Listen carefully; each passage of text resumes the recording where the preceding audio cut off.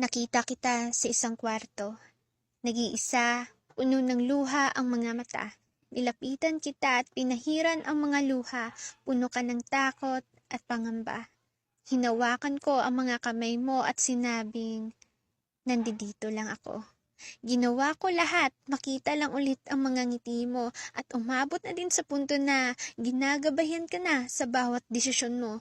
Hindi kalaunan, hindi ko akalain. Ako'y unti-unting nahuhulog sa'yo. Hindi ko sinabi kaagad, baka ako'y layuan mo dahil sa takot ito ay aking itinago kung ano ang nararamdaman ko para sa'yo at masaya akong nakikita na ulit kitang masaya, wala nang luhang nakikita sa iyong mga mata. Alam mo ba, sa tuwing nakikita kita, ako'y natutulala.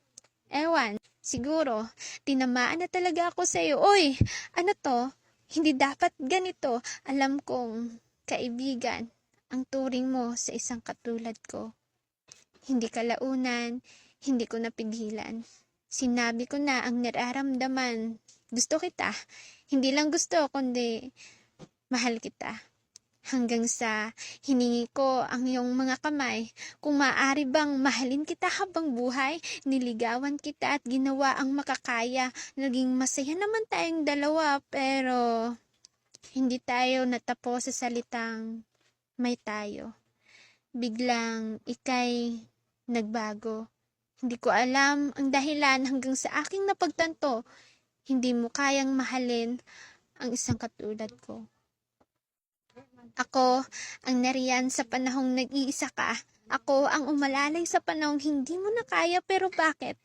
Bakit ako nasasaktan ng paulit-ulit? Gusto ko lang naman na mahalin ka ng hindi pilit.